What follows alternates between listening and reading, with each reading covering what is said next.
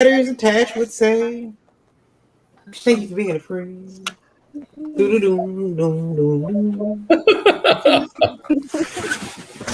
Hello, everyone. We are graced by Mr. Grant singing. Yeah. Oh, yeah.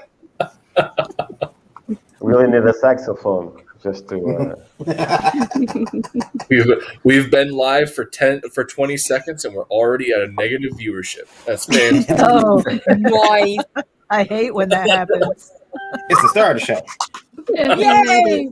Yay! There she goes. Hello, everyone. Move the blocks. Move the blocks. Although my Wi-Fi is a little wonky, so if I disappear, it's because of that. So I figure I'd come in just to say hi. I'm gonna say that. I gotta say this before we say anything else. Lately, Daphne's shirt game has been on point. It has. Her shirt game has been, yeah. Thank you. I'm quite upset about it. I need some shirts. Are these shirts available for purchase to the store?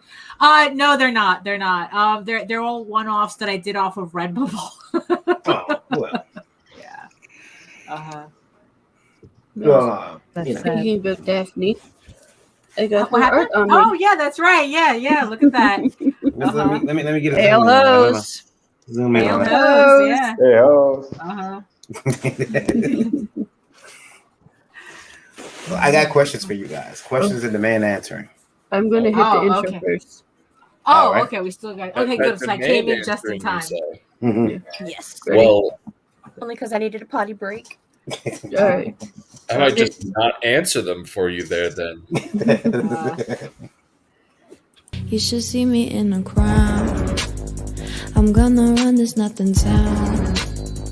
Watch me make them bow one by one by one. One by one by. You should see me in a crowd. Your silence is my favorite sound. Watch me make them bow one by one by one. One by one by. Count my cards, watch them fall. Blood on a marble wall. I like the way they all scream. Damn, that intro is hot. It almost gives me a foot fetish.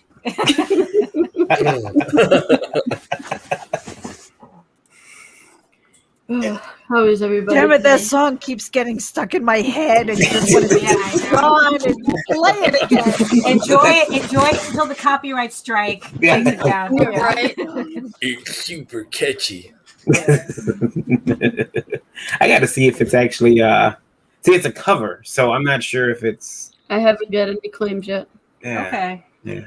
She might be. Yeah. Considering how many times that you get copyright strikes on like random indie vault stuff and on Sunday Funnies, if you haven't gotten a strike for this one yet. Yeah.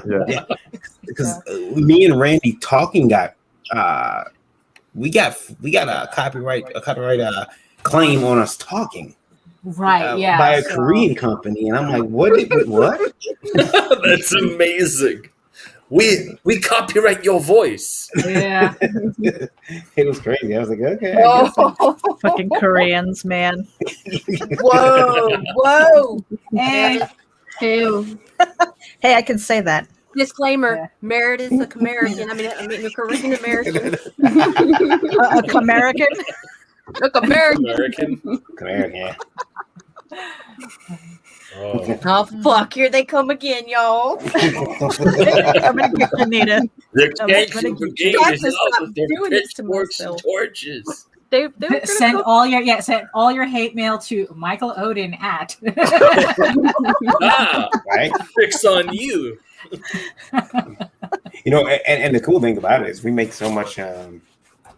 We do, like, when you have the music, you have to. When you run a YouTube channel, I still have people say it's a job. I used to not get that. I used to ask. It I is. used to say, "Oh, what do people talk about? It's a job." It really is. So much respect to these people that have 7, 8, 9, 10,000 subscribers, and they're putting out content like 3 or 4 videos a day. Yeah, no, I really Really. Yeah. I mean, look, I just got off of a 2-hour live stream that I do practically once a week, and I'm exhausted. Yeah, I can't. Yeah.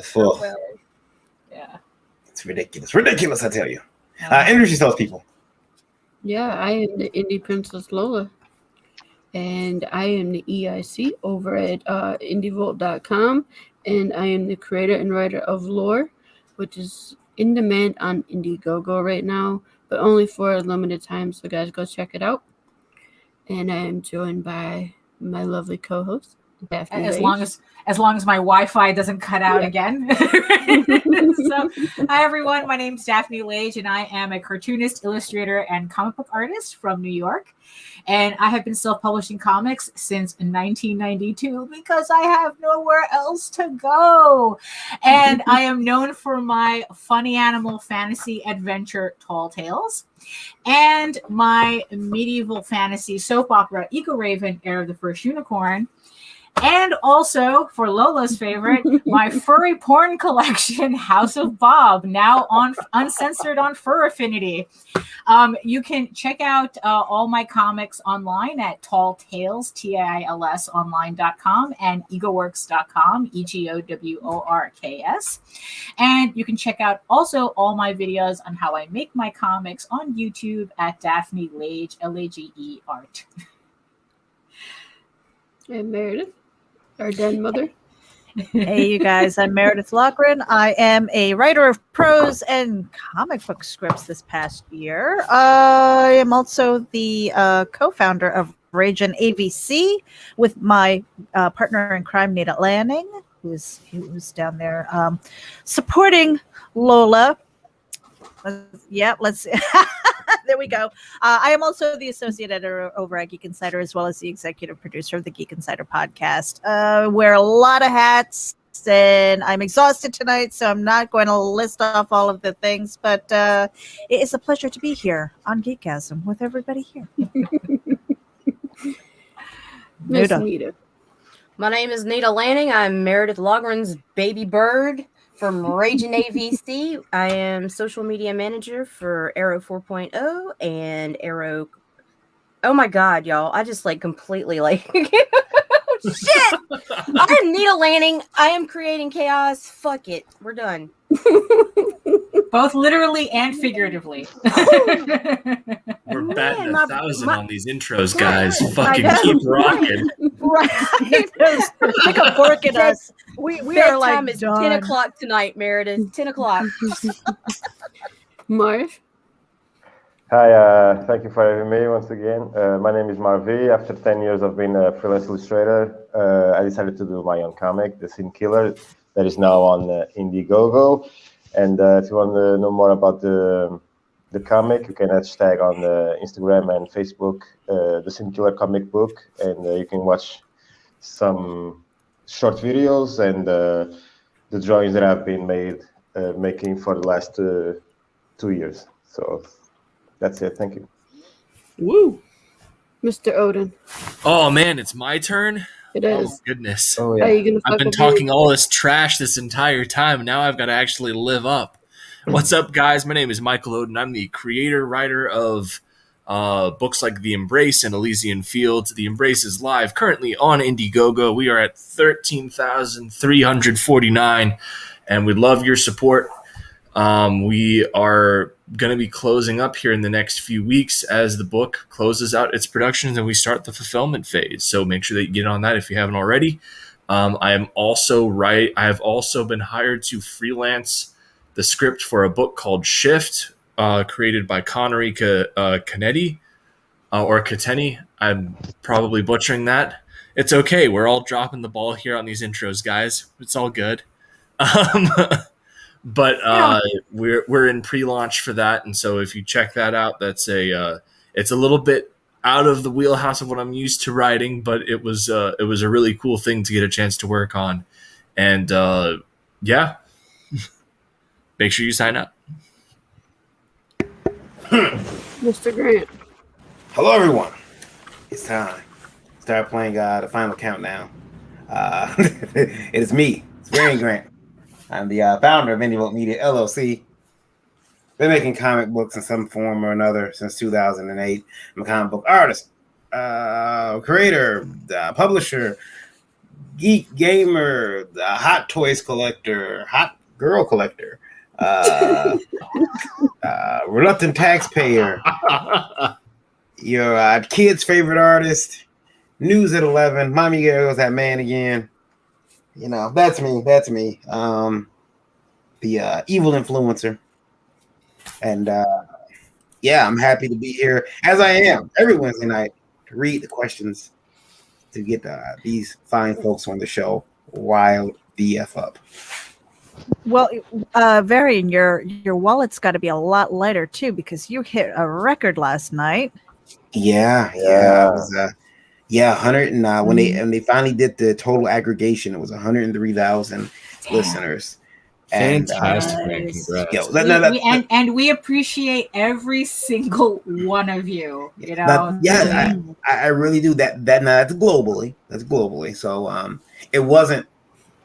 I was excited about it. I was super excited about it, and then I realized I was speaking to someone. They said, you know, there's a guy who has a radio show, and he hits all of like Southern Florida. Which when I think about Southern Florida, I'm like, hey man, Florida is south. It's even more south of Florida.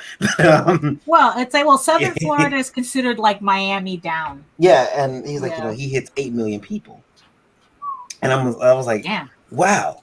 And I started realizing how small my numbers actually are. Oh, don't now worry. I have number Peters envy. God. I mean, come on, bro, measure off right now. Does it aggregate like by country too? Like I would assume that the United States is your number one listening country. It actually trades back and forth between China, the U.S.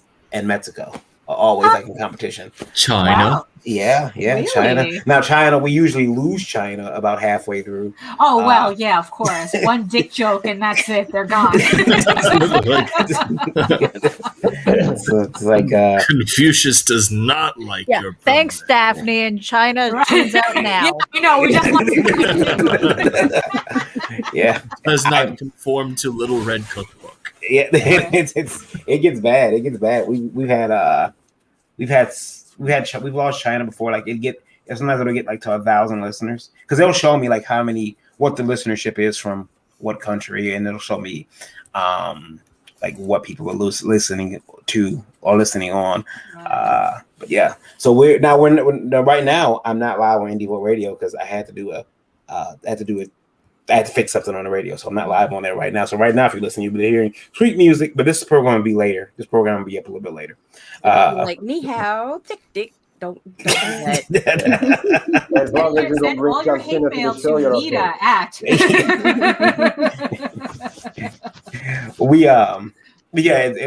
I was really just I beyond humble that I get those numbers, and I want to thank everybody for tuning in and listening to us babble on about comics. Which brings me to the first question I have for you ladies. And gentlemen. We have a comics related question. yeah, and this one came in. I do not have a card for it, but I will read it. It is from Stephen with a P. I never know if it's Stefan. Yeah. Stefan Arkell. So, and this one is I think it's a good question. You guys tell me what you think, though. Okay. So he says, "Hail hoes." Hail hoes. What do you guys think about indie comics creators listing up to 10 to 12 different variants on their campaigns? Do they not remember that various covers killed comics back in the 90s? We're headed for that same cliff, and no one's doing a damn thing about it. Well, how about our guests answer that question first?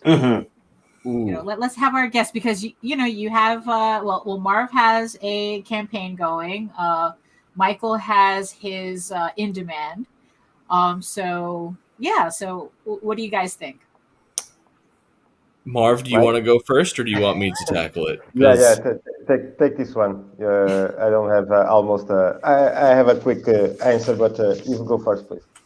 I mean, the fact of the matter is that all these indie creators that are pulling this 20 to 30 variant fucking cover game, that shit is only flying really on Kickstarter, and even now it's getting played out. You are already having people being like, man, I really don't give a shit about all this. Like it's pretty much on the Indiegogo platform. It's an unspoken rule. You can have 3 variants, maybe one more extra if you unlock it as like a stretch goal thing. And like let's say you unlock a print as a stretch goal and people really like it and want it as a variant for a book, then you can add it. But like it's pretty much you do 3 variants. There's no need to have 10, 20 different variant covers. It's actively, when you look at like the list of grievances that most indie people have with the mainline industry, at the top of it, just short of pushing personal beliefs down people's throat, is excessive amounts of fucking variant covers.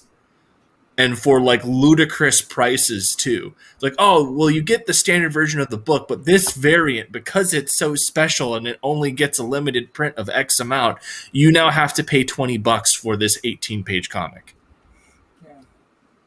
Yeah, no. So yeah, no. I think that the question, it raises a very good point, and I think that it is a very serious thing. At the end of the day, you shouldn't be making getting people to purchase every single one of your variants when you have 10 variants. That's not being. I feel like that's almost being disingenuous. You know, like because when you're looking at that backer count, how many people are repeatedly backing to make sure that they get every single one of your variants? I think that it's I think it might be put under a category of mildly unethical. And if the whole point of us pushing as indie creators is, especially here in the past 2 years, is to rise above the mainstream and kind of create this indie renaissance that's been pushed for, this indie renaissance that's been happening, it needs to stop. Comic Talk. Pops Man's answer says, Michael says, at the end of the day, a lot. You can drink to it. Oh, we all do. We all have our verbal tics. I'm sure every single one of us has a verbal tic. Don't worry. Mine is mine is the funny thing, something like that. It's something about yeah. It's funny. It's funny. And by the way, and I think I actually got that from JT, to tell you the truth, because that's his verbal tic too. Neat as fuck. Huron's the thing, and at the end of the day, are like my form of Tourette's, Yeah. so Needle I have a medical excuse. Yeah. I sent you a DM, by the way, Nita. I want to see your face turn sour live. Oh. Yeah, it's gonna turn really fucking sour. Mar, what do you want to say about it? I think it doesn't make any sense. I think the backers will appreciate some stickers, some prints, but variant covers, I think not. I think that doesn't make any sense. It doesn't have any collective value whatsoever, in my opinion. So yeah, short story. Yeah, that's it. I think there should be only 2 to 3. That's just my opinion. I mean, it's like one. You can say Brian Pulido, Stefan. It's okay. And two, and two, as someone who just came off of a campaign where, yeah, I might have done maybe a little too many variant covers. Yeah, I definitely see your point. It's definitely like Michael says, it's a Kickstarter issue, because I know that that's not something that I would even bother doing on Indiegogo. It's a completely different animal. But yeah, it's like it's like when on my last campaign, I mean, I got exhausted typing in the levels with all the variants that I was putting in. And for my next campaign, I'm kind of shrinking that down, because it does get ridiculous after a while. However, though, I do have regulars who buy them. So I have to balance that, my need to keep my sanity, keeping track of all these covers, and also the fact that I do have collectors, the regular collectors who actually buy all my variants.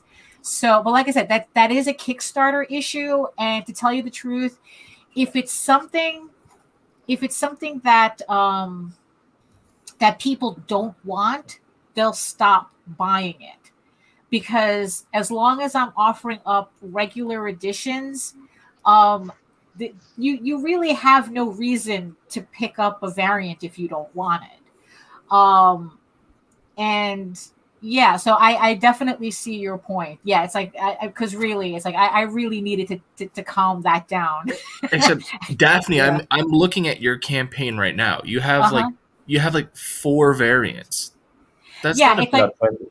well, That's- it's like I have 4 variants on an issue 1. Well, issue 1 had, each issue has a silver, a virgin, and a hollow foil. And then I had 2 special variants that also had a silver and a foil, a silver and a hollow foil. But when you add them all up, that's a lot of comics you're buying in one, and you're just getting issue 1 and issue 2. No, and that's understood. And that's and the sketch covers. Yeah, like at the end of the day, to me, is like, okay, so you have like I'll take a drink. you effectively have really 2 variant covers, and then you can get like a more collector more collector version of it. There are creators out there that have like upwards of 20 freaking variant covers on a campaign. Right. Yeah. I've seen And that's those. fucking absurd. Well, actually, and think about it too. I mean, it's like there's some people, who have all those variant covers, and then you start doing on the math on how much they must have spent to get those variant covers done, and then you realize, you have to raise like money just to pay off those variant covers, and you haven't even gotten to your production costs yet. So so it's like, it's really when I start seeing stuff like that, it's like someone like Brian Polito, he's definitely catering to a very obsessive collector's market. Correct. So I mean, that's his thing. I mean, he probably makes more variant covers than he makes individual issues. Oh, there you go. See? But I mean, when I don't want to say lower tier, but just like I guess like mid level, like the rest of us, mid-level bottom feeders of the it's like, I wouldn't. when I don't think that it's. it Daphne, I don't make- think that it's insulting to call us lower tier. At the end of the day, Brian Polito's been in the industry for absolutely. established in the industry. At the end of the day, I think any single one of us that would get even potentially butthurt by saying that we're lower tier as on the market than Brian Polito has an overinflated ego. Right. I mean, I don't know. It's like it just sounds a little rudish, but I don't know. So like people, more, I guess, like average creators like us, when we start doing like a crazy amount, like I did 2 extra variant covers, and that had me really thinking hard about whether to continue that trend, because like I said, after a while that's a lot of covers. I mean, it's like, I think my main tier was like 250 for all the covers. And that's like, wow. And that's just issue 1 and issue 2. So I can see his point, but at the same time, if nobody wanted them, they wouldn't be buying them at the rate that they are either. So, did anyone else want to weigh in on that? Are you guys? I just wanted to say 2 things. I guess when Michael Oden says at the end of the day, Lola appears to be taking a drink, Fantastic. Don't worry, And Lola. the I'm going to get you schnockered by the end of this. It's going to be great. The other thing that I wanted to say Cracker about shots the have topic nothing of, on this. right. At the end of the day, So with variant covers, here's the thing. To each their own. If you are doing it right and you know your market, then you're going to cater to them, whether they want variant covers or not. If you want a Kickstarter variant, if you want an Indiegogo exclusive and things like that. I'm seeing a huge uptick in like cosplay covers and things like that. And you know what? They're hustling too. If they're getting paid for their covers, great. I don't want to take money out of anybody's pocket. The thing is, for me as a consumer, there are things that I'm going to migrate to, and sometimes it's a variant cover that I might enjoy more. But as long as I know what the interior looks like, that's really what I care about. As long as I know what the interior art looks like, and because this is the thing. Last year, with everybody shut down and everything, I bought a book based on the cover. It wasn't marketed as a variant cover. I had no idea. And so I was like, oh my gosh, that's a beautiful cover. I didn't have a chance to go through and flip through the pages or anything. And when I got it and I flipped through, I was just like, the art didn't match the cover. The story inside was terrible. And I said, never again. I'm not going to get That's what I hate. something. Yeah, I'm not going to get something unless I know exactly what it is. Like, if that was a variant cover, that would have been nice to know. Let me see some interior art, so I know exactly what I'm getting. Because if you don't know, if you're not marketing that and telling people up front, it just feels like a bait and switch, right? So I didn't like that feeling. But I'm not against variant covers. Everybody's making money. If you're bringing on different artists, they get paid for their covers. The cosplayers, they get paid for their poses. To each their own. Yes. The next one. Oh, Nita, you want to say anything? Because you bought that. No. You bought. Okay. Wait, what? Daphne says, "Well, it was fun while it lasted. At least I got to finish." We my lost answer. Daphne. Okay, so like, if I don't mind variants too much. I think it comes to a point in time when there's too many, but I really don't like what Meredith just hit on. I don't like it. I'm not wild about another artist doing the cover, especially if they're not on level with the interior art, or like they're way better than the interior art. And it's like you're using this artist's name to pull up your shit book.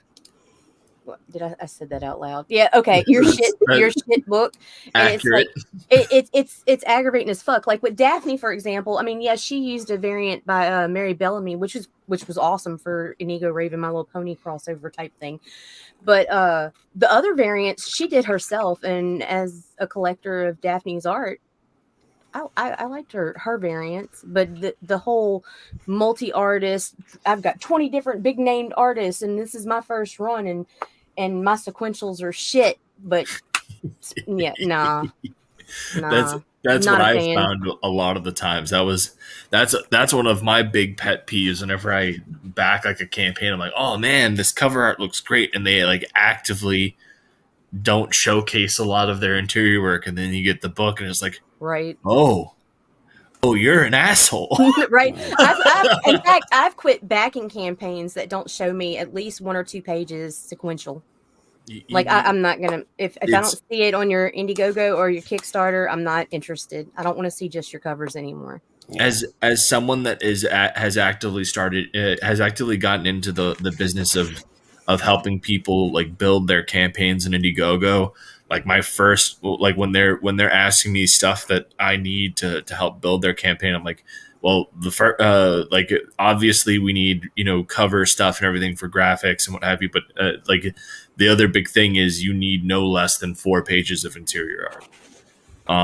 And I as a general rule of thumb, I tell people that I know that a lot of guys, especially when it's their first book, a lot of people use the crowdfunding are crowdfunding to get the funds to finish the book. Like they don't have the money they don't have the ability to pay for the book outright. Right.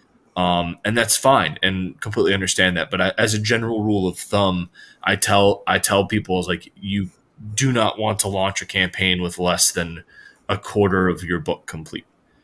Yeah, I did mine. I finished mine because I didn't know if I was able to fulfill the. Yeah. Yeah. It's always good to go ahead, Mark. I'm sorry. Yes. Sorry, Mike. Sorry. Continue. Oh no, it's okay. I'm sorry, I cut you off. I was saying, yeah, it's always good to have that book finished. That way you don't have to worry about any problem. Can I cut Mike? Sorry. That's okay. Yeah. We all step over Mike here. We all. It's fine. He's the advantages you guys have as being artists as well as writers. I have to hire people to bring my stories to life. But like that is ultimately like the big advantage. I think that if you are the artist and writer of your book, you should try and have the book as close to being done as possible before you launch your campaign. Yeah. To show good, it shows good faith, and B, it also takes a massive stressor off of you, because campaigning is difficult enough. Last thing you need to do is be stressing about trying to get freaking pages done while you're also stressing about trying to hit your financial goals for your campaign. It just makes sense, and then for those, and as I said, as for those of us who are just writers or are just artists and are hiring a writer or hiring this or hiring any freelance work whatsoever, really, you want to have as much of it as you can afford to have to be done prior to the campaign launching. I try to keep like the minimum I do is half. The minimum I do is a quarter. Where I try to aim for is having half the book's interior done. From now, this is from the next question here is from a gentleman named. Oh, he didn't put his name here. Oh shit, that sucks. He didn't put his name. I'm sorry, but I'll read it here. It says, "Hello, ladies." Better than hell hoes. Hey. Yeah. I like hell hoes. Yeah. I'm about to launch Geek Treats, a snack line aimed at geeks. I'm starting with potato chips first. I have this idea to include trading cards or little Cracker Jack style gifts in every bag, art on the covers, and more. I reached out to a well-known indie comics creator who told me that in order to license his character for even a little 3D printed reflector, remember those little Garfield bike reflectors? He says,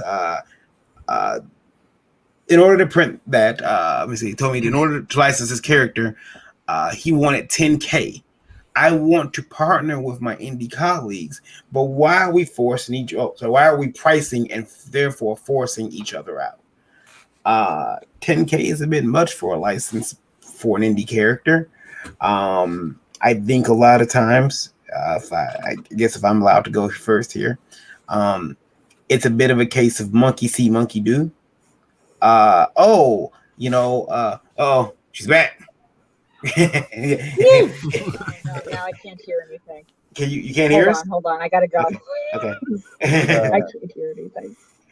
I think in the cases where, like, oh man, Mike Oden was able to come out and he cleared, 30 grand with his book. I'm gonna try that shit now, because if Mike can do it, I know I can. Where I don't, it happens. So I think that people are seeing certain other creators making, money, and they're not taking into account, because we all say, hey, anybody can do it. You can do it. I believe in you. But they're not thinking about this person's pedigree.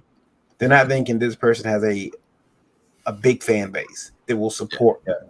So they're able to, so when they say, I mean, you're thinking, okay, I can do that. I can ask for 10 grand, a licensing fee. No one's going to give me 10 grand for a character they don't know, especially someone who's trying to launch something, a potato chip brand. I mean, it's, although you should send us here at IndieVolt a sampling of your geek treats so that I may sample them and see how they taste. I'll give you a review. I'll send all the ladies a bag. What flavors do you have? But yeah, guys, 10K, that a bit much. Nita, would you pay 10K? Would you license?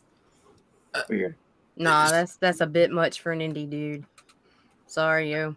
I think it also depends on and I think Varian, you touched on that a bit with like the level of pedigree of the indie creator. Yeah, 'Cause, like like, Toledo, Tucci, maybe, but yeah, like even me with like the Embrace, for instance, I would like the Embrace has had a very positive reaction and reception to his design and everything like that. We've had a lot of people that draw character fan art and everything like that.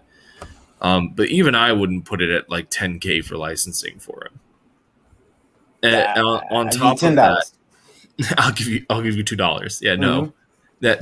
that I wouldn't accept because Mhm. I do know that the Embrace is worth substantially more than that. But like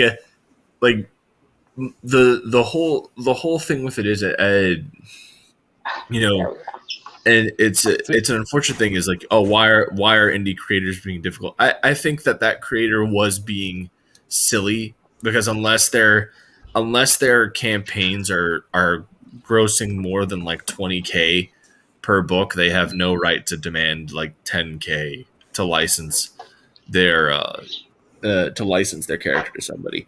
But like at the end of the day, it's also one of those things where as much as we want to be fair to other creators, we also have to be practical in our business sense and everything.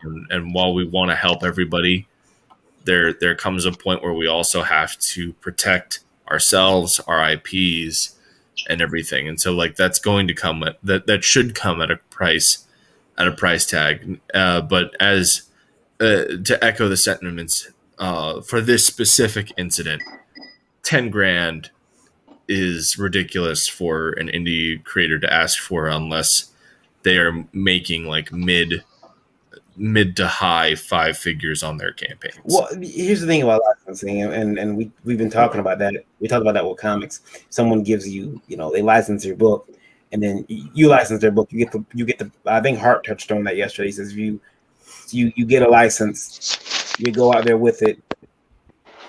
You're making money off the RoboCop license. Then the owners come back and say, "Give us that. We'll take that. Thank you. Give us that back." So, Daphne, if someone were to reach out to you and say, "Did you hear the question?"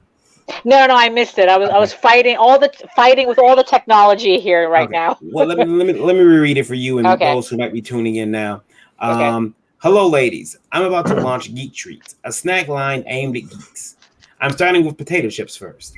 I have this idea to include trading cards or little Cracker Jack style gifts in every bag and art on the covers.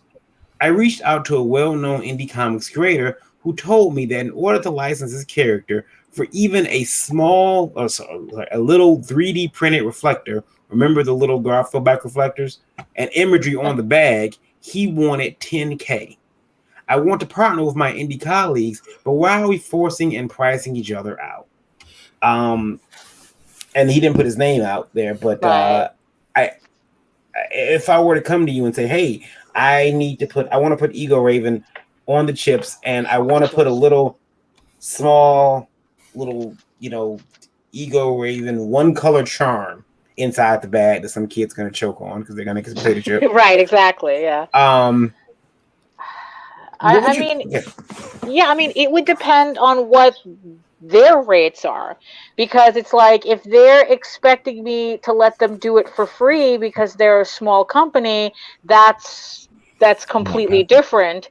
If someone is telling them 10 grand, it's because either they really don't care, they really don't want to partner, but they don't want to say no either. I mean, it's like the joke, that's like during the Depression, there was one guy selling apples for $1 million, and he's like going, well, who's gonna, it's like, what do you mean you're selling an apple for $1 million? Like, well, I only need to sell one. Mm-hmm. So that's probably so that's probably the thought process. He doesn't want to say no, but he doesn't like the deal either. So it's like, okay, here's a ridiculous sum, because if you can pay me that money, then obviously you're serious. But he's not, so unless he says what his rates are for licensing, like, because if he's going to say, oh, I'll give you $200 to put Ego Raven on a bag of chips, it's like, well, guess what? You're not all that in a bag of chips. so it's like, that's the thing. A lot of these people think that because we're indie, they think we're desperate.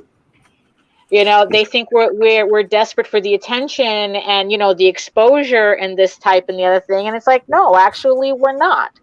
You know, the attention is nice, but you know, I'm actually not desperate to put Eagle Raven on merchandise that I do not have direct control over. So that's the thing. I mean, it to give an example, you know, kind of, you know, vague tweeting type of something. I mean, it's like I had gotten wind of someone wanting to know if Eagle Raven was available for certain publishing rights, and I said absolutely not.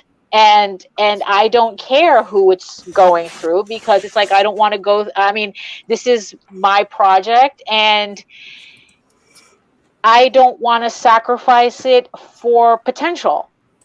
You know, I mean, that's kind of what it is. It's like, you know, it's like I don't care that it might have gone through a large distributorship. It just like, no, I don't, you know what? It's like, that's no. And that was it. Like, I really actually don't have to explain it. And in the end, I don't even, you know, I don't owe anybody that. 10K, Marv, would you put the Sin Killer on? No. Off the potato chips? No. No way. No. Are you against marketing, or is it just you don't think it's a good fit for potato chips? Like if they put it on brownies instead. No, once you give part of your creation, there will be a big chance that you lose control of it. So yeah, or you have full control of it, or no deal. Yeah. Well, and you know, there's another thing that when Varian reread that for Daphne's sake, there's a key component there that I think that a lot of us missed out on. They said that they reached out to a well-known indie creator, a well-known. I caught that second go round. Yeah. And that means that more than likely we are talking about somebody who has more than the ability to reasonably say, yeah, 10K for the use of my IP on license. Right. Yeah, exactly. And so, like, just for an example, like let's say this person went out and approached Brian Pulido. Brian, you know, Pulido he's the example of the day. Let's put Lady Death on. Let's put Lady Death on some potato chips. To use Lady Death. Hell, Brian Pulido could charge upwards of 20-30K for licensing of Lady Death. Those books each gross over $100,000 per campaign. Right. You know, so that's the whole thing, is that at the end of the day, I think this comes back to exactly what Daphne is saying. It's like, you cannot assume that just because we are indie doesn't mean that we're fucking incompetent business half. Yeah. Like at the end of the day, there is a price tag that comes with that comes with licensing somebody's property. And while some of us smaller scale guys that are in like the right around that like 5-figure range or right below, right around there, like hovering between the high 4 figures and mid and low to mid 5 figures. While there's a lot of us there that would definitely license you our properties for less than 10K. We're not going to price it. We're not going to just let you license it either. Yeah, exactly. Every single one of us busts our ass off, and if you want to use our character and give us some extra business by way of marketing, that's fantastic. But there has to be a direct there has to be a direct reward to that as well, financially, because this stuff takes a lot of work. At the end of the day, right? At the end of the day, brother, you're gonna give him a complex. Come on. I don't give it. I had two older brothers. Dish it, please. You can. I had 2 older brothers, and I was Army infantry for 6 years. I can take it. Nita, Meredith, I gotta ask you guys, because you guys are getting into you guys have been into the licensing and well, I won't say the licensing, but helping creators push their product. what? Let's say I'm a creator looking to. I've got a book out, and it's picking up some traction. Someone says, "Hey, I want to license your character." Would that be something that you guys would talk to someone about and say, "Hey, one of your clients," and say, "This is a deal you might want to look at"? Is that service you guys would offer or no? Not at this time. No. It's that's a bit out of my wheelhouse. I mean, I'm familiar a little bit with like franchising and things like that, and that's at the end of the day. I don't get the drink, Lola. No, Oh, I'm okay, gonna fine. get it twice. No, I'm it's drinking only twice. when I Jesus do Christ, that it's gonna thing be that like you do, Meredith. Pavlov's dog here. Come on. Yeah, only drinking for Odin. Not fair. It's one of those things where we are the caretakers of our IPs. We have to be. We have to protect them. And so if it's really take a look at your contract. I mean, there's got to be a contract. I truly believe that if you're going to do something like that, that there should be some kind of time limit on it. Make sure that you speak to an attorney, not just any attorney, but like an entertainment attorney, so that you know what the heck you're getting into and how to get the heck out of it. I mean, so there are a lot of things that could go on with licensing. A well-known independent creator, or any creator for that matter, it's just if you're taking the time to build up your brand and you're taking the time to build up your IP, you really want it on a bag of chips, and that's not ego talking or anything like that. That's really like, is it bringing value to your characters? Well, let's say that I want to put Chastity could be on cupcakes. Look, there was That would a make DC sense, I artist. think. There was a DC artist who I think like he made like 100 grand in royalties just for having his drawings on friggin' Chef Boyardee cans. Yeah. But yeah. Well, let's say I'm the Geek Treats guy, and I got a hot brand of chips, and I say, "Fuck, what goes with this hot brand chips?" Oh, I know, Carolina Reapers. I'm gonna go get the Reapers brand. I want you guys on the. What are you pricing them at? What's Meredith? Just give me a ballpark. What are you asking for licensing? For what? For licensing, he wants to put Reapers on a bag of chips. Oh. And they're hot, they're spicy ones. They go Carolina Reaper peppers. Yeah, I have no idea. And a lot of that too will speak to the individual creator, because we sometimes really don't know what our value is, and a lot of people suffer from like imposter syndrome. So they might take a lower fee than it might be worth. And then you're looking at future sales and things like that. Again, how is it helping? How is it helping your IP? But then do you have And then do you have the thick enough skin to push back when, say, when somebody comes back and they inevitably will say you're a sellout. You took your IP and bastardized it, right? Oh, I never understood that. Although, but the thing is, though, I think that the whole thing about knowing your worth is also another reason why you should get like an entertainment lawyer, because it's like that knows this and knows how to maneuver it, or get an agent or something who knows how to do this, because that's the thing. I mean, it's like people who come up to individual creators are counting on you to not know. Exactly. And they're counting on you to not pay attention. So every time I hear one of these, like a variance of these questions where it's like, well, how come indie creators don't? And usually there's a tone of entitlement, like, why aren't you falling for my shit? I mean, so it's like, so excuse me if I'm a little suspicious whenever I hear, someone saying that. It's like, why don't indie creators, why are you guys so difficult? Like, why are you so entitled? It's like, well, it's our work.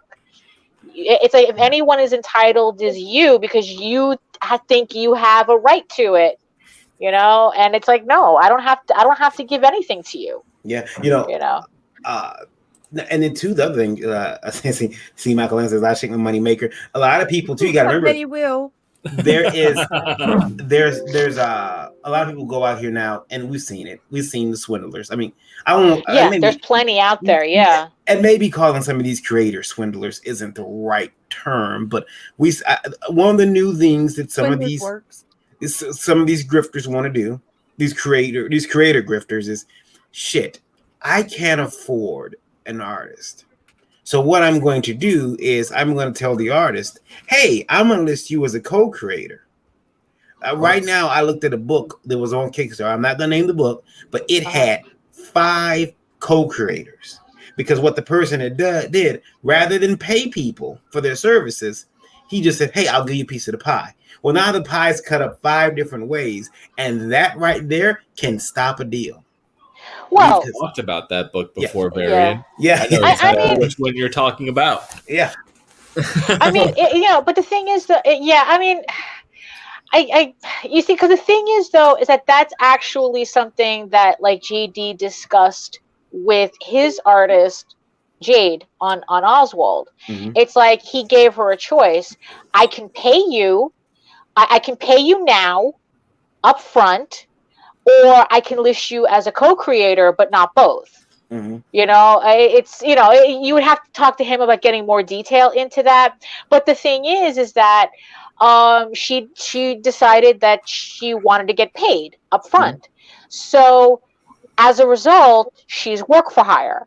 Mm-hmm. So she has no claim on anything. I mean, it's like if anything were to happen, he would, he would be fair with her or whatnot. JD is not. No, he's not.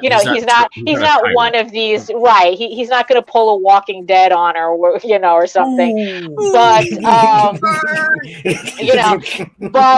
look, that was grimy. It's like what that guy did on The Walking Dead was grimy. It's like, he makes it big and then he wants to pretend that the guy that helped him, make it, didn't exist. So, right. Call it out what it is.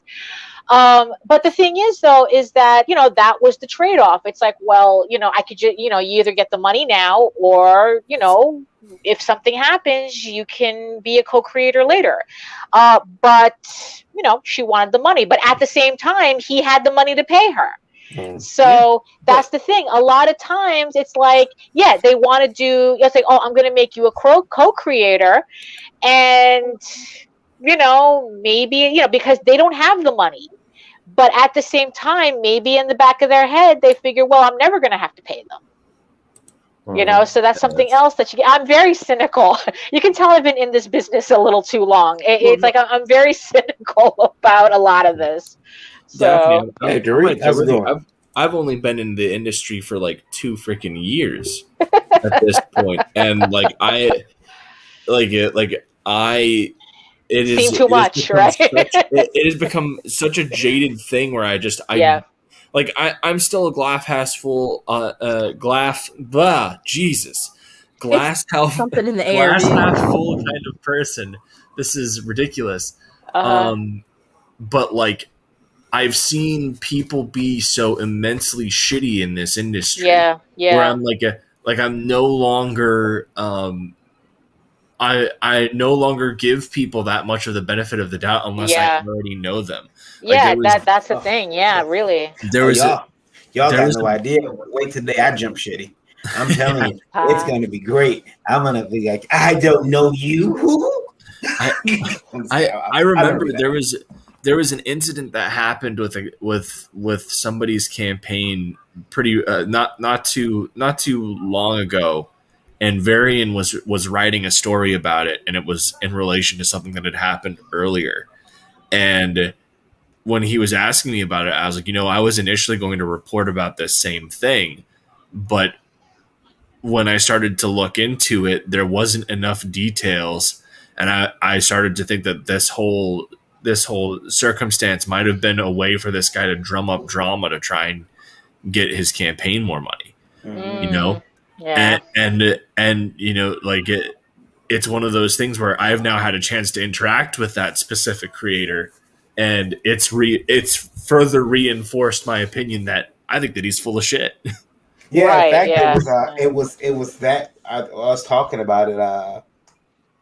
I killed the story because it was like, yeah, I think there's BS here. We mean you talked about that, but yeah, it unfortunately these things happen. I just listen, guys. IndieVolt, I will sell it for $10. I won't, but I will put. I thought it was $5,000. It was $4,000 that they wanted for IndieVolt. 4,500 is what I was offered. Yeah, 4,500. Yeah. Was what I was offered. So no, I didn't take it then, and you know, I enjoy controlling the media.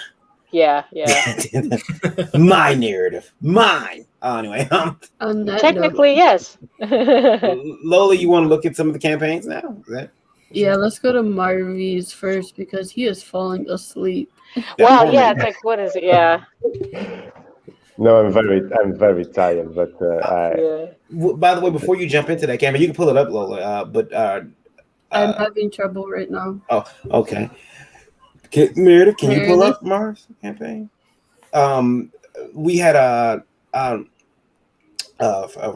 it Rogerio Rios on last night? He was from Brazil. He's the artist. Brazil. Yeah, he's the artist on Heel Turn, and then he and Marv start communicating in Brazilian and Portuguese, and I'm like, what's going on here? Stop all this talking. I don't understand. Oh, forget it. It's like I had, my live stream went all international. It's like Jake and somebody else were going all Swedish in the chat. And then one of my aunts showed up, so I was talking Portuguese to her through the live stream. And then Marv was in for a little bit. And I speak a little bit, but I because it's been a while since I've spoken, I get all flustered. So that's why I don't keep talking. Today was international on the live streams today. It's helped me though. It's helped me with accents. It's helped me understand. Unless you're Irish. Well, then I'm like, what? Yeah.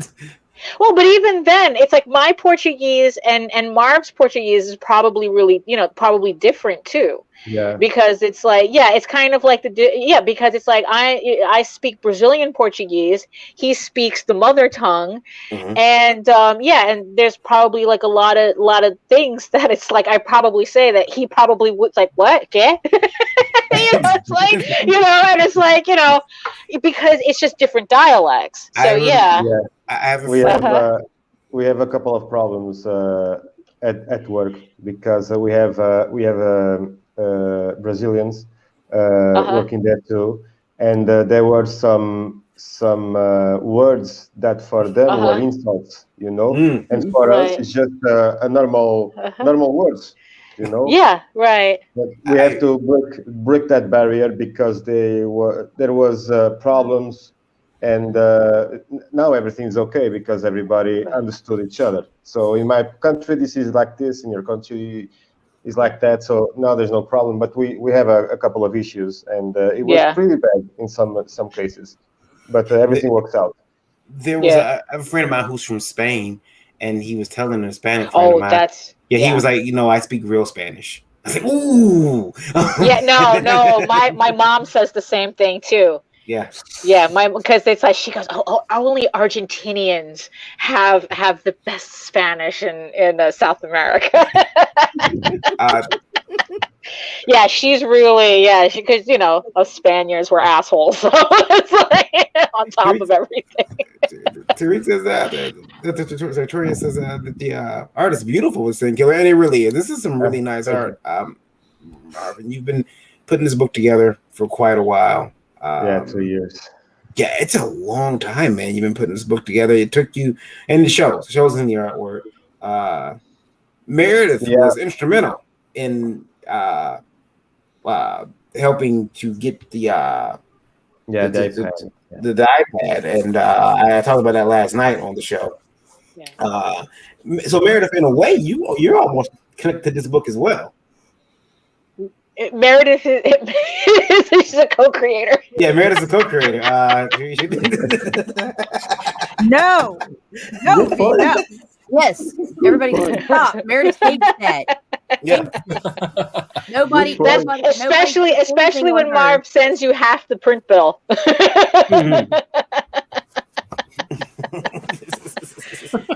It'll be Nita will be a co-creator too. So you got this book. Tell us a little bit about it. Well, this is the story of John Paris. The character was named after my father. This is an homage to my father that I believe he was a comic book collector, and he loves comic books because I still have a bunch of them. A bunch, not a bunch, but a few of them, because a lot of them were lost between us moving back and forth from Portugal and France in several parts of Paris. So we moved a lot. And this is the story of John Paris, a priest in the Vietnam War, who they were supposed to go to this LZ to come back home after a mission, and they fall into a trap, an ambush by the Viet Congs. And the only one who survives is John. He was the last to survive the ambush, but he was about to be executed. And his fear of being killed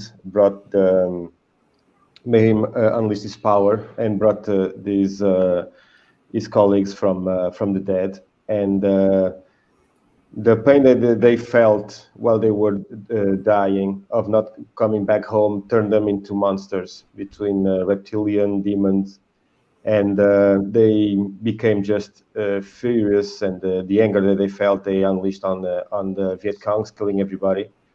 And that's one of the stories, because this book has two stories: John's past during the war, a little bit of his story, and the present when we are introduced to Michael and Gabriel too, when they torture a guy that you can see his hand coming out of the grave, because John sent Michael and Gabriel to hunt down the bad guys, and then John put them in an open grave, buries them alive, singing Dave Matthews Band Gravedigger.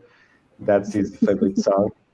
Yeah, and then if they come out, Michael and Gabriel just finish the guy. So yeah, this is a self-contained story, but the second book that I'm working on now, I did already the first draft. I'm working on the second one. The second one will be about Michael and Gabriel. John will be a little bit at the side. We will see him at the beginning, but then Michael will go doing his saving a little girl. He's gonna save a friend, and we will see Michael's past when he was alive, because he was a fighting dog, and he died, and John brought him back to life and keep him. So yeah, this book is hell on earth for me. This book was hell, but it was fun to do it, but it cost me so much blood and tears and sweat and pain. But finally it's done. I'm just taking care of some panels, improving some panels, and I'm drawing some art also for the backers. When I finish the campaign, if I'm able to fulfill the campaign, I will give to all backers the digital drawings they have been doing during the campaign. How many pages is it? Sorry? How many pages? I'm between 30 and 31 pages. The two last pages, I don't know if I'm going to leave them as they are and they stay 31, or if I'm going to combine those two pages and be only one, you know? So I'm between 30 and 31 pages. And this book ships worldwide, right? Yes, the ones who will be sell on the United States will be printed in the United States.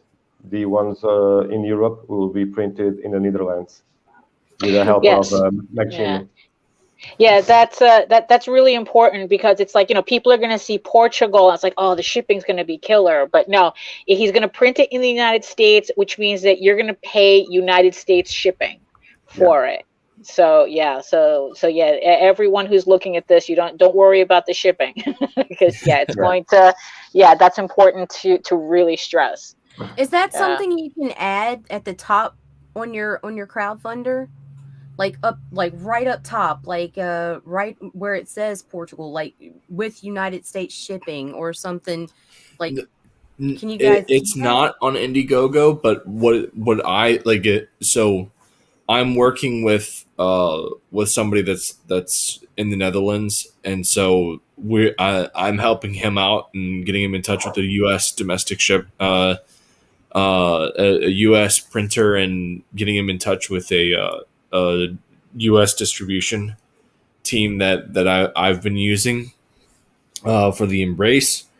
And so we're going to have like there'll be like international and domestic shipping will be will be affordable on both ends.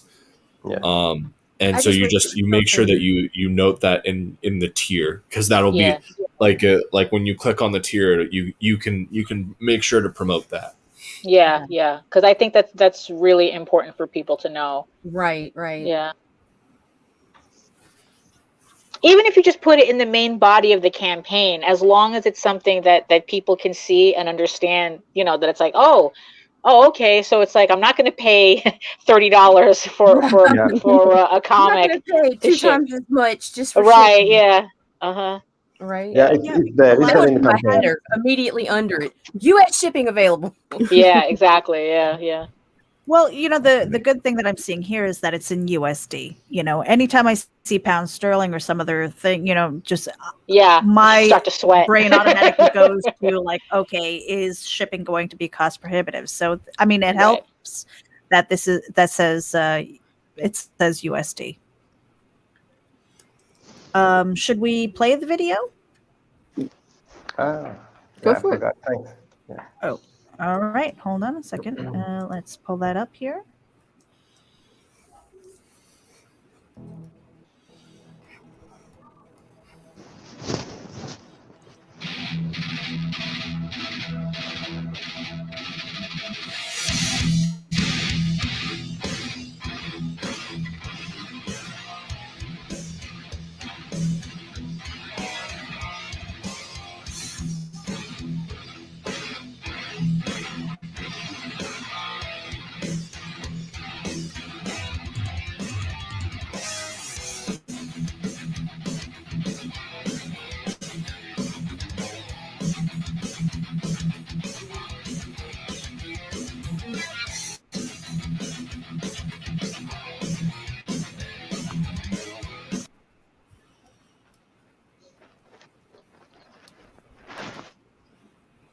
That's a nice butt. Thanks. I wanted On to the keep house, it simple. relax. What are you watching, Meredith? What's that? What it showed all the videos that like are recommended for you, and there was a woman with like her butt out. We Oh, watch I porn heard, yes. sometimes in the back room. No idea. So anybody who's tuning in, this is on Indiegogo, the Sin Killer Revelation. It's got 31 days left. It's got a flexible goal, shipping to US as well as international shipping from Mario Vasconcelos. Did I say your name right? Yes. And I'm giving away original art. The first backer was already chosen with this piece. That's awesome. And thank you. Wasn't it Jimmy? And, Wasn't it Mike Jimmy who was the yes. first backer? Hold on a second. Yeah. It's Mike Jimmy. Oh, And, show that again. Show that. Okay. Yeah. That is gorgeous, man. That's Thank you. really good.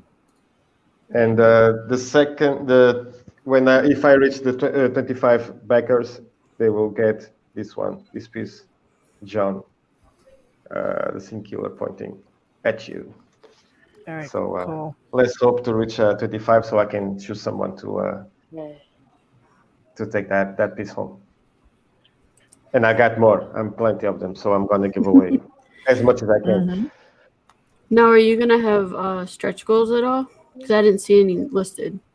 No, I wanted to keep this very simple because I just want to give the book and a couple of stickers. And one, if I fulfill the campaign, I will offer also a print of the rescue team arriving to the Viet Cong camp, the soldiers arriving in the helicopters.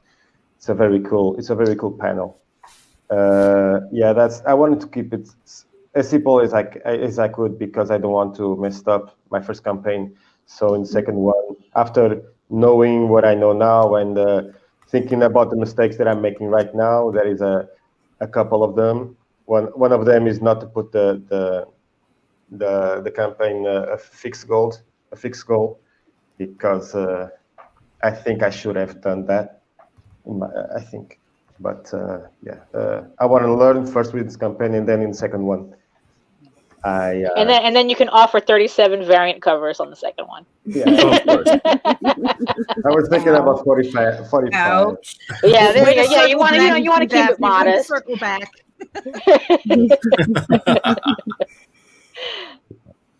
Now we have another campaign to look at. Michael, what do you got for us? Well, I figure since we're coming down to the closing part of the Embrace, I figure we'll take one quick last look at this here because this is going to be the last chance to get in on this book. This is the first superhero book from Nine Realms Publishing that's takes heavy inspiration from works like James O'Bare's The Crow and Todd McFarlane and Robert Kirkman's Haunt. It's a story about fatherhood, loss, and justice, about a man named Clarence Griffin who, a year prior to the events in the story, son was murdered.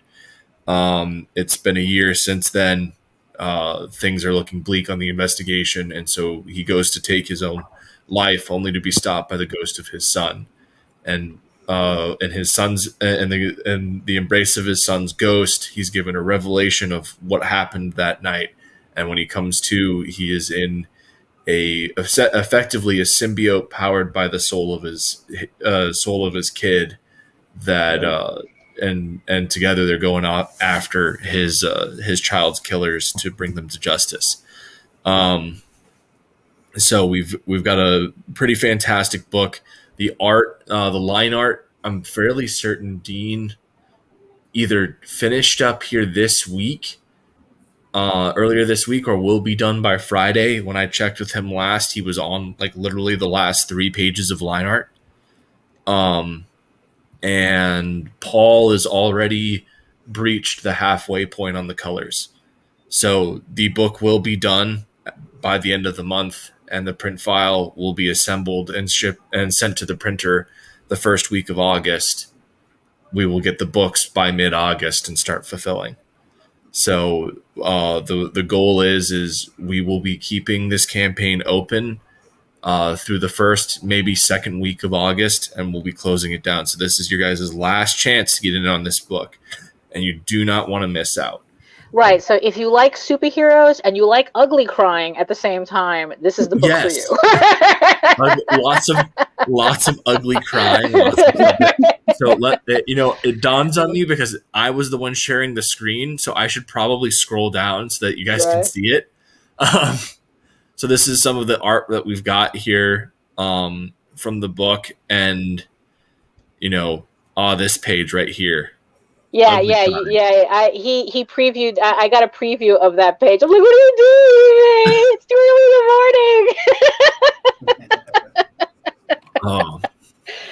morning. So yeah, and then these are our characters. You got Clarence and David, and we've got this beautiful Jim O'Reilly Sigmentore piece that we have as our B variant and our holofoil. That's gonna look gorgeous on holofoil. Oh, that's for sure. I've already seen, like, we had the printer did samples of a few different patterns, and we had a little poll up on Twitter, and the shattered glass pattern won, and it looks outstanding. Nice. This is our spectral edition, which you get for free by purchasing the one of each tier. Actually, you know what? I think that's no longer the case. I think that we took that down after the 60 days, because you can get the 4th cover of the book now free. But the spectral edition is the only way you can get that now is by getting the one of each signed. And then we had Elysian Fields Remaster, where we went back and we recolored and relettered the book. it's stellar. I have sent a few preview PDFs around to a few people. I'm fairly certain at least one person in this thing has gotten a copy of that. But yeah, so that's the Embrace. For everyone that's helped us so far, we have 230 backers, and we've crossed 5 figures. This is the first time for a Nine Realms campaign to hit over 10K. Is a massive achievement for us. And I've already started the script for the second book. This is the first of a mini series of 5, maybe 6 books. You don't want to miss out, as I said.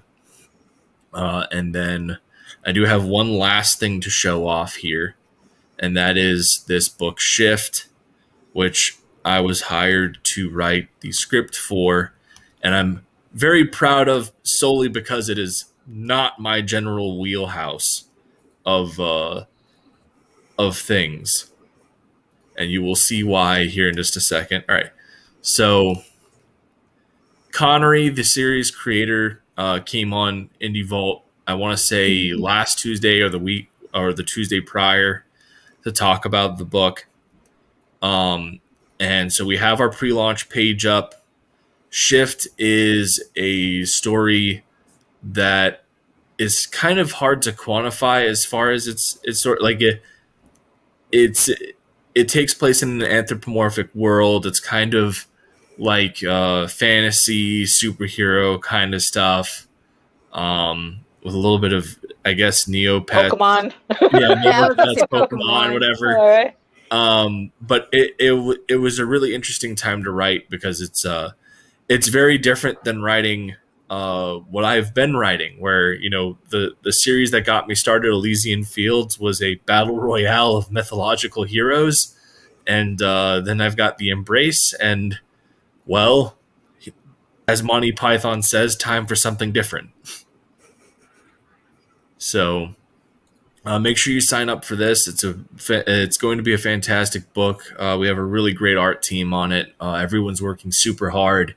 Connery is a first-time creator and is really trying to start up his Dragon Multimedia LLC, and he's a really good dude. You can and he genuinely cares about this project and is trying to do best by the creatives that he has hired and by the potential customers and potential fans that he hopes to bring in with this book.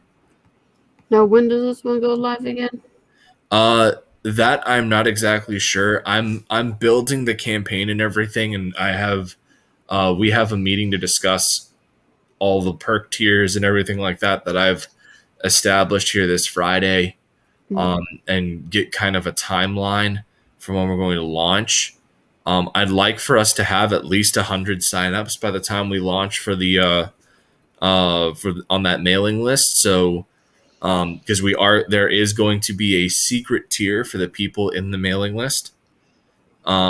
So make sure, if you haven't already signed up, sign up, share it around, let people know about it, because as I said, we really want to hit 100 signups by the time that this bad boy goes live. You have an illustration by Russ Leach. That's awesome. Here on the Embrace. That's cool. Yeah. Very nice. But what's the Embrace power? I see him with multiple arms. yeah, so for the Embrace, he's I wanted the arms to be kind of representative of the act that turns them, that causes the transformation, is him and his son coming together and hugging. Mm-hmm. And so I wanted the arms to kind of be indicative of his son, like holding on to him and keeping him close, and it very much plays into this. You know, you normally have the story where it's the son protecting the father, but where it's the father protecting the son. But in this story, the concept is kind of reversed, because like the whole point is that David's seen how much his dad is hurting, and he's come back to save his dad. Beautiful.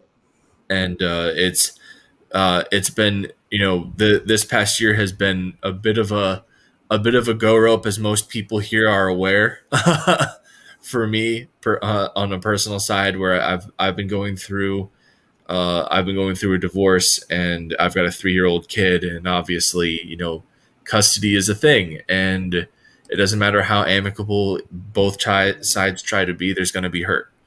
And so the embrace has been a way for me to channel that hurt into something constructive, and the response that we've gotten to it has been really fulfilling to me, not only as like an artist who's and a creator who's brought this thing into the world and people have been so receptive to that, but as someone this was a way to kind of, for lack of a better term, validate the hurt that I was going through.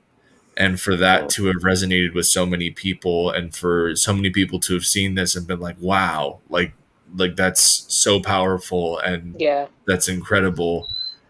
And see the positive effect that it's had, see people drawing fan art, see people talking about how excited they are to get the hold of the book. It's really just, it's been a whole other experience.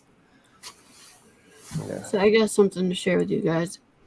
Indiegogo hates me right now. I can't make any changes to my campaign.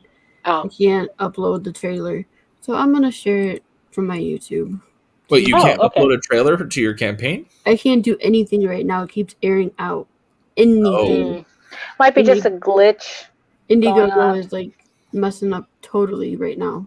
Sometimes that happens. There might be maybe some big campaign just launched. Yeah, I can't do anything, so I'm just going to share it from my YouTube page. The Lord trailer number 2. Ooh. Yep, and I didn't share audio. Oops. Yeah, today's one of those days, definitely. They need a bigger button. Like, it needs to be in your face. Like, share audio. It really does. It really does, yeah. I honestly don't understand why you have to click a button to share audio, and why it isn't automatic, and why it should, you'd think that that's kind of counterintuitive. I'm just going to share the video without sound. What? So here we go. Have you ever wanted something so much you would do anything to get it? I do. I will go to any party, be with anyone, just to get noticed by Blair, the one who controls invites. I lust to get into lore. Do you? There we go. Nice. Nice. There we go. I had goosebumps on that one. Give me a couple minutes. Good grief. And that was not a Vivian voiceover. Right, and that was definitely not Randy. Yeah. You guys will be shocked when it is Randy Zimmerman that did voiceover. You just didn't realize his vocal range. Yeah, really. Yeah. I mean, look, I'm still shocked that that's Varian on the Liberty ad. So it's my hidden talent. It's how I catfish all these guys. Yeah. Oh my god! Technology is a wonderful thing when it's working. Yeah. Hey, baby, how are you?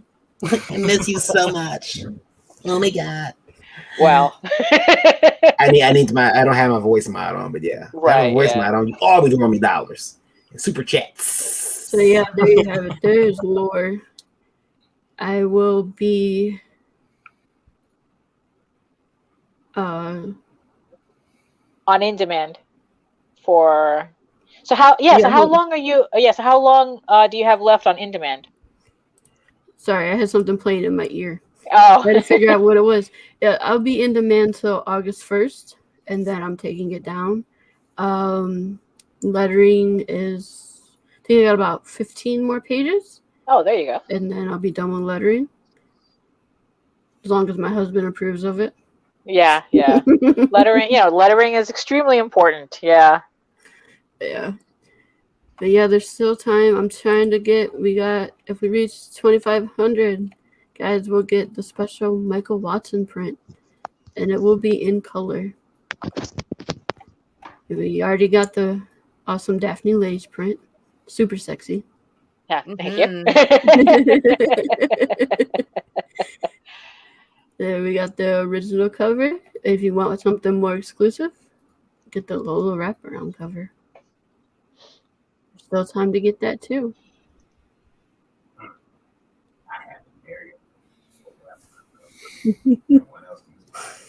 Is Varian trying to say something? Man, but yeah, he's trying to say something. He's talking shit.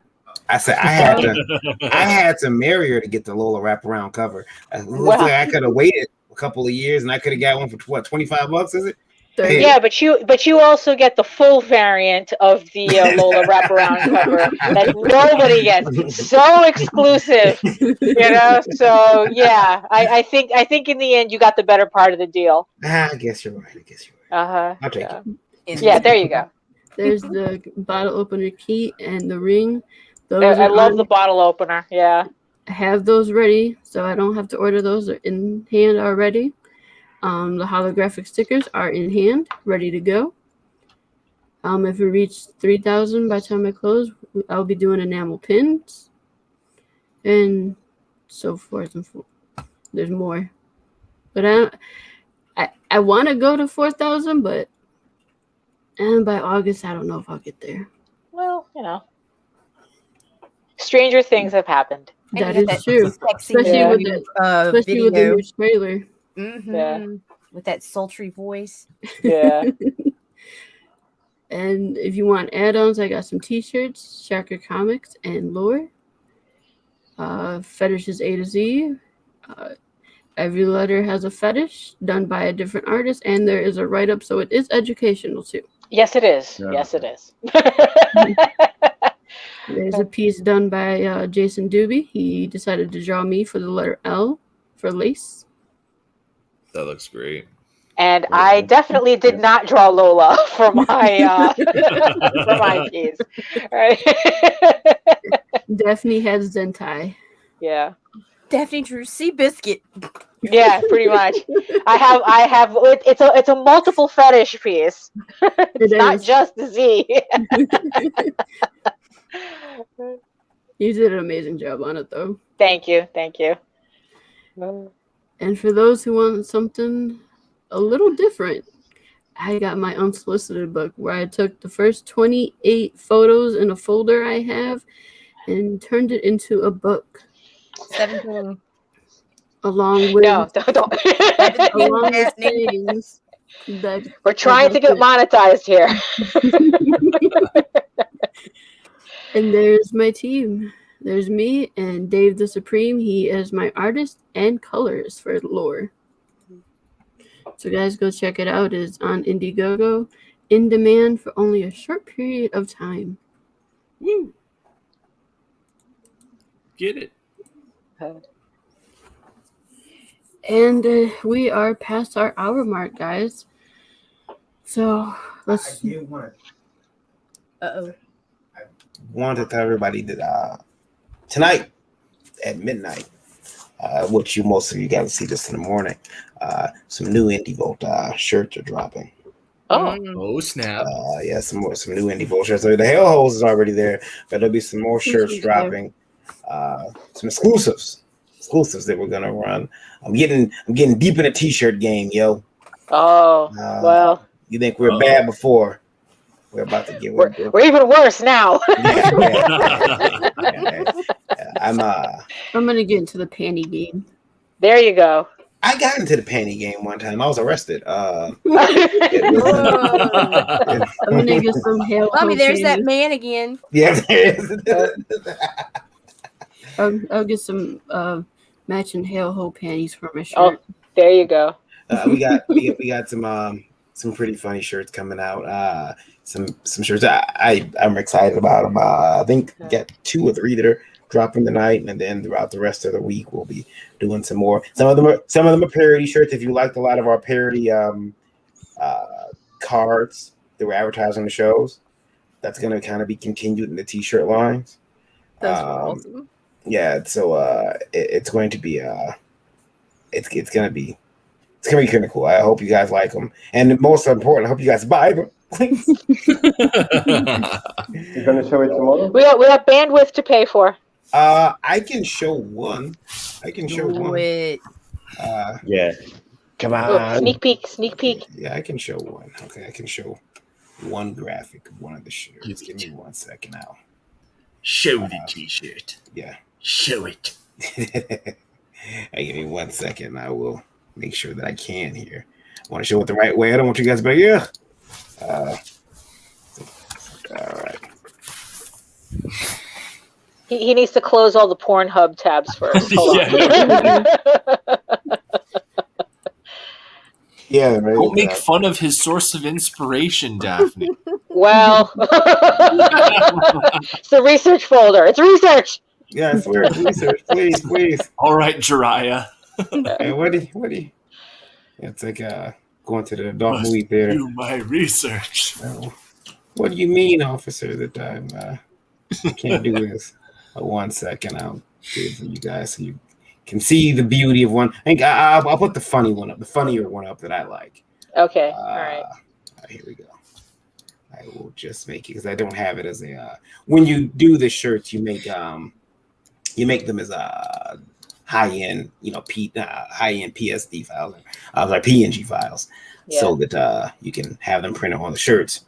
The transparency is kind of getting in the way. Well, yeah, so I have to make it JPEG so I can show it. I'm not uploaded here. So here's one. Oops. All right, there we go. Uploading it now for you fine folks. So this is a parody shirt. Some people won't get the joke, others will. But that's the point, right? So it's like that's how you know you're an indie vaulter. Yeah, you get the joke. Right. I hope I get the joke. Yeah, this one's sponsored. I want to be in the cool kid club. Right, exactly. This one's inspired by Randy. Here it is.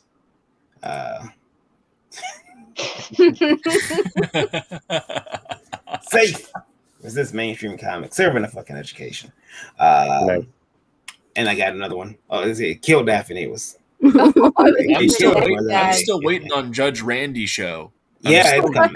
That's coming. Yeah. So we got the safe one, and there's a couple other ones. There's another one coming out that I know you guys are going to really enjoy. I can see Nita buying it. I don't want to talk about it right now. I can't talk about it, but do it. Oh no! Oh, I know where you're going. Are we going to be indie? No. We're going. It's put it up. Just at this point, just fucking put it up, man. You can't. Do it, Varian. It's okay. Hold on. Don't be a pussy. Don't be a pussy. Let me see here what I got. I'm pretty sure it's up here. Design. Let me see. Let me scroll down. I have to do some scrolling. Some light scrolling. Excuse me. Okay. All right. There we go. That quiver with anticipation. I used to do that, and my friends would get so mad with me, like, "Stop doing the anticipation," because I'd wait, like, I'm wait with anticipation, then I wait, and then they get really mad with me. All right, here we go. Let me create this. I merge this one here. Okay, here's another one that we got. It's going to be shiny. So if you like shine, like I do, if you like shine on your stuff, there's no come home shiny with stuff. Weird stuff. Here we go. All right. So Varian talks about his shine on his stuff. Yeah. Randy, you disappeared. Yeah. Hit and run. Here we go. Do it. Randy, you got to tell the story about how you voiced over the second Lure trailer. Yeah. Some secrets you have to keep to yourself. Are you guys ready? True, yeah. At midnight, for a special price, this one here, it'll be shiny. Shiny. Oh, God. Big indie industry. Oh, Big yes. indie energy. Yeah. Yes. So I thought about putting some boobs up there, but I decided not to. Right. You know, I really like the idea of an Indie No shirt. Yes, we should all be in, Yeah. Woo! could do that. I was gonna make personality shirts on this show. Just start WWE in it. Just give everyone gets a shirt. Oh no! Everyone gets a shirt. Is mine just gonna be a giant caricature of Chris O'Donnell variant? Is that what this is gonna be? Well, maybe I'll take He's writing it down. Look, he's writing it down right now. I'll take Chris O'Donnell's face, put it on Odin's body. On the back of the shirt, you have to put "at the end of the day." Yeah. Oh boy. I will. Or here's the thing. Yeah. I say that one a lot too. Yeah. Don't think I'll do it. I'll do it. That'll drop tonight too. You'll see. You're not getting a penny for it, by the way. So I'll throw you $1 a shirt. How about that? Didn't we just talk about licensing? Yeah, exactly. There you exactly. go. Yes. Oh my gosh. Loli, is it licensing between friends? Yeah, licensing between buddies and friends. But it's exposure, right? Yeah, you exposure. Yeah, I've exposed. Freelancer has died of exposure. That needs to be an Indie Volt shirt. Got paid in exposure. Yeah. Well, yeah, but you need to that person has to be outside the house, shaking. So Randy, introduce yourself and say your goodbyes. Yeah. I've actually got. Marv needs to get to bed. I was just here to he wave. has more promotion. Yeah. He has to do more promotion tomorrow. So I was just here to wave. Buy Arrow Comics 4.0. Go over to Linktree, Instagram, Twitter. Go over there and see what I'm up to. Yeah. So. Mr. Grant. Yeah, my name is Varian Grant, and I just be out here doing my thing, hustling, hustling real hard. You know what I'm saying? Check out my new mixtape dropping. That's gonna be out in October. I want y'all to go pick that up. Go to my website whenweriot.com, you know what I'm saying? Featuring the hit song Monkey Do. Monkey Do. Is that your chick? I swear to God, officer. And my new favorite too. Hurry up before they figure out that's baking soda. Oh my goodness. Make sure you guys go check out indievolt.com. Go check out the Volt shop on that site.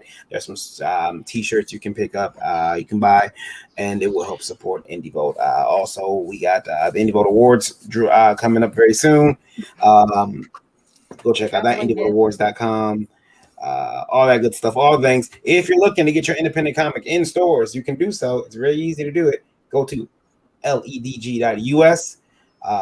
There's a nice story that ran today where Arrow is exclusively signed. It was an awesome story. Yeah. So that's happening. Hey, it's Belle from Liberty Entertainment Distribution. We've got quality indie comics in hand ready to ship to you now. Yes, really. And it gets better. At Liberty, publishers set their own wholesale pricing, and we don't take any fees, so don't wait. Call or visit me today at ledg.us or call 1-800-525-2091. There you go. Excellent. Odin, your turn. Okay, cool. Sorry. Okay, so I'm Michael Odin. I'm the creator and founder of Nine Realms Publishing, writer of books like Elysian Fields and The Embrace. You can follow me on Twitter at ElysianFields_0. You can find The Embrace on Indiegogo, where we are in demand through the first or second week of August. We haven't pinned down the date just yet, but get in on there while you still can. Sign up for the pre-launch of Shift and check out Webtoon because we're starting to put updates up for Errand of the Sable Knight. So we will be getting some chapters out hopefully at the end of July, and we're putting out some character sheets and other nice little sneak peeks up there here as we lead up to it. So, I've actually got to run. So it's been a pleasure hanging out with all of you guys. Good night. And, Good night. Take we'll care. see you next time. We'll see ya. Check for your shirt tomorrow, sir. Will do. All right. At the end of the day, guys. At the end of the day. At the end of the day, Marvy. He said it twice, Crystal. Get it. Drink up. Go ahead. That's a double. Okay, you can find me on Instagram and Facebook. Hashtag the Sin Killer Comic Book, and you'll find my art there. And also, you can go on Indiegogo, and if you can support the campaign, I appreciate it. If you can't, share with your friends, talk with your coworkers, friends, dates, and yeah. Thank you so much for having me once more. Miss Nita. My name is Nita Lanning. You can find me all over social media, slaying my indie devils at Creating Chaos 24/7. Yeah. Meredith. Daphne, do that again. That was so hot, right? Meow. Love it. All right. Well, so because I spent the last few days updating the website, please go to rageonavc.com and you're going to find a whole bunch of information over there, our links and our packages and some videos and things like that. So yeah, rageonavc.com. Who's next? Yeah, you can head over to my main portfolio site at egoworks.com, EGOWORKS, where you can find all of my art and social media links, and also other galleries too that I have my artwork on. You can also read the first 5 issues of Ego Raven, Heir of the First Unicorn, for free at the site in its original black and white format.